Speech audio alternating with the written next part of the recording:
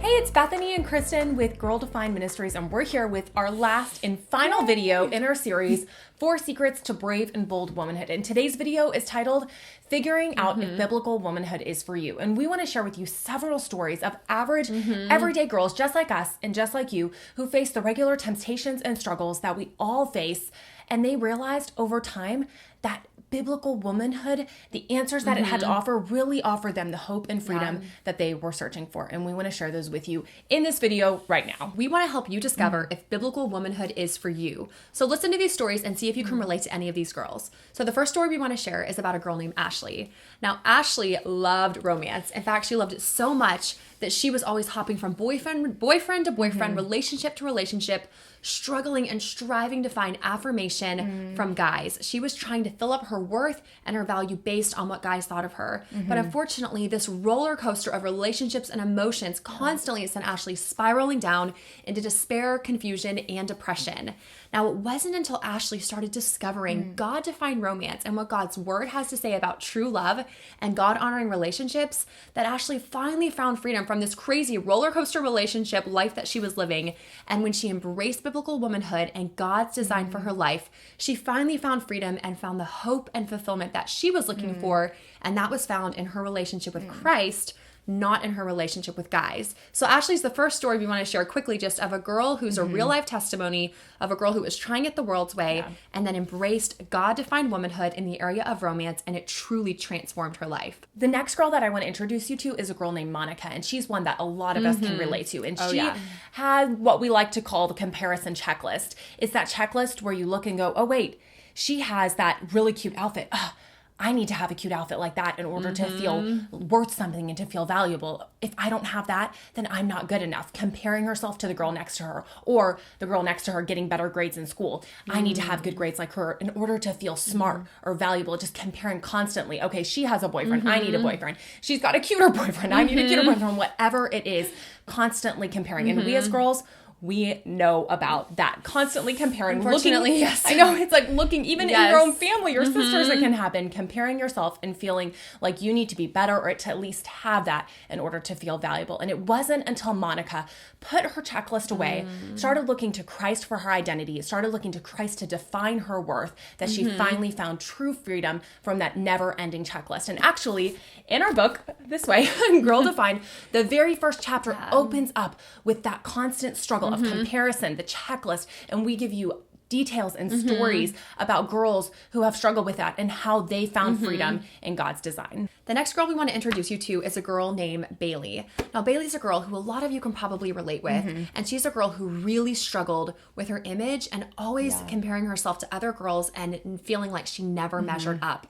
And one of the ways that Bailey specifically struggled in was with her eating. So in order to have this perfectly skinny image, because she saw the models, she saw the girls out there, she saw counterfeit femininity, which we talked about in video 1, Bailey saw these girls and she felt the pressure to have to measure up and look exactly like them. So Bailey started portioning her meals to unhealthy sizes until she got so small, she was actually unhealthy in her eating and her diet, but she didn't even realize it because she was so obsessed with becoming the perfect weight, which actually wasn't that perfect after all, and becoming like the images that she saw. That had become her idol. So Bailey was just a downward spiral and became a huge mess and actually lost a lot of her health as a result. But thankfully, Bailey's story gets better. As Bailey had this downward spiral and things became worse and worse, she just knew in her heart there had to be a better way. And Bailey was a Christian, and she decided to turn to God's word to look for answers and to find out what he said about her worth, who he said she was, what God values. And when Bailey did that, she discovered that God-defined womanhood was so much more beautiful than having this perfectly overly skinny image. She discovered verses like Proverbs 31:30, which we talked about in the last video. Charm is deceptive and beauty is fleeting, but a woman who fears the Lord should be praised. So when Bailey understood that it's not as much about the outward appearance, but having a heart for the Lord, a desire to honor him and live according to his word, that's where true fulfillment and lasting worth comes from. Bailey finally found the security and the hope that she was looking for when she turned to God's word and embraced his design for her life as a woman. Bailey finally found the peace that she longed for. The next girl that I want to introduce you to is a girl named Francesca. She's girl number 4 in our list of stories, and she's a girl who had a wonderful love story. She married her high school sweetheart, which is always so cute. Kristen did that.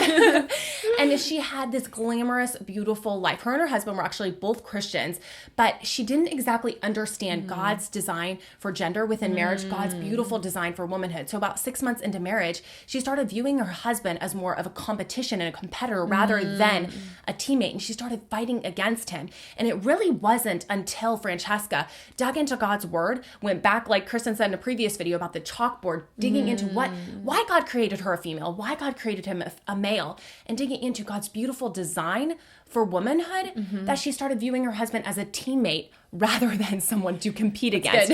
She realized that they were created equally valuable but purposefully different. She really started embracing God's design for womanhood, and we go in depth into that in our book in chapter 5.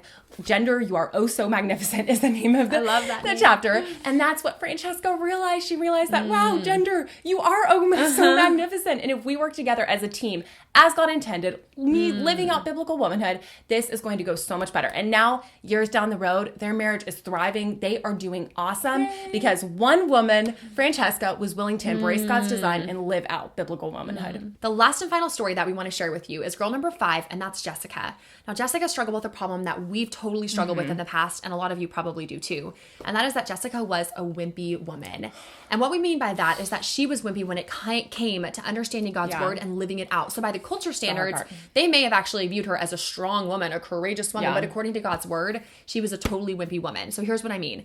Jessica would go to work and her friends would invite her out to a party afterwards, and Jessica knew it wasn't going to be a very good party, not a God-honoring party. But instead of having a strong backbone and saying, hey guys, wish I could go, but it's just not going to work out this time, Jessica would give in because she thought, I don't want them to think I'm weird. I don't want them to think I'm some religious freak. So she would go to the party even though she knew it wasn't the best. Another way Jessica was a wimpy woman is in her relationship with her boyfriend, who wasn't actually the best boyfriend, and he would encourage Jessica to compromise with him on her purity and do things that she knew was wrong. She knew it was not according to God's design for womanhood, but Jessica gave in. Rather than standing strong and saying, no, I'm going to honor God with my purity, I'm not going to do that, she would give in to her boyfriend's temptations. And unfortunately, Jessica's life was this kind of pattern where she constantly gave in. She was a wimpy woman rather than being a strong woman of God. So this went on for several years until Jessica she basically became fed up with her life. She's like, I am tired of being such a wimpy woman. Yeah, I want to be a strong, bold, and brave woman for God. So Jessica turned to God's word, and really, a lot of the things she knew, she already knew them, she actually started applying them. She prayed every day for God to help her be a bold and brave woman for him in all sorts of areas of life. And you know what happened? The more that Jessica embraced God's design for womanhood and for who she needed to be as a Christian, the bolder, the braver, the more confident she became. Jessica was a totally transformed woman, and the people who knew her were kind of shocked because she had a backbone now, and she was honoring God in her life. So Ashley, Monica, Bailey, Francesca, and Jessica each had the same underlying problem. Each of them was looking to the culture for their answers about their womanhood instead of to God's word. And it wasn't until they took their eyes off of the culture and its answers and started looking to God's word that they actually had lasting results and true change in their lives. It wasn't until they started applying the truths of biblical womanhood and living them out that their lives finally had the hope and purpose that they were looking for. If you can personally relate to any of these 5 girls and their stories, then we want to tell you something, that your life doesn't have to stay this way. If you're struggling, if you have even secret struggles that nobody knows about, you can totally be freed from those because God's word has the answers. You can look ahead and there is hope because 3, 4, 5 months down the road, maybe even sooner, your life can look totally different. It can be a totally transformed life that is filled with hope, contentment, joy, and fulfillment because that is what God's design offers. That's what these 5 girls discovered. That's what we have experienced based on living out God's design, and that hope and fulfillment can be yours too. That brings us to our last and final secret number 4. God's word is relevant and has all the answers we need. Yes. That truth has been so transforming in our lives, and we really can't keep it to ourselves. And that is honestly the reason why we wrote this book, Girl Define God's Radical Design for Beauty, Femininity, and Identity. Because his truth has been so transforming, we've realized that we don't want to keep this to ourselves. Yes. This is so amazing. This is radically transforming. It's so much better than what the culture has to offer that we want girls just like you to understand this and have the opportunity to live this out so that you can have the hope, freedom, and purpose that we've had as well. And I want to read you just a few, it's like a few teaser chapter ideas from this. So let's see. we have, like we mentioned before, Bullied by the Big Bad Checklist. That's chapter number 1. We also have chapter number 4, Goodbye Modeling, Hello New Direction. And that's where we both share our modeling journeys and why we chose to put those away. We also have chapter number 8, Beauty That Doesn't Need a Runway. And we share a good one. Yeah, that's another story about a model, actually. She was a Victoria's Secret model who chose to leave that industry. Super interesting, very inspiring. And then we also have chapter 12, Turning Heads in a New Direction, and on and on. It's just filled with everything that we wish we knew when we were younger and everything we want you to understand as well. Thanks so much for hanging out with us over the past 4 videos. We loved spending time with you, and we hope you will come say hi to us on our website, which is www.girldefined.com. So it's actually the same name as our book. It's our website as well. www.girldefined.com. We'd love to hear from you. Send us an email. Share what you've learned from this series. Seriously, we'd love to connect with you. Video 4, take 1, hopefully not more. We can do cuts. Boom, baby. This is you could jump in. You jump in. Good. I feel like a and I could say, and that brings, and then say it. So we don't have to start because I can't do it again. Okay. Much better. 2 times the charm. Monica. Oh no, I was like have a jumble tongue. That's okay. Yeah. One more time.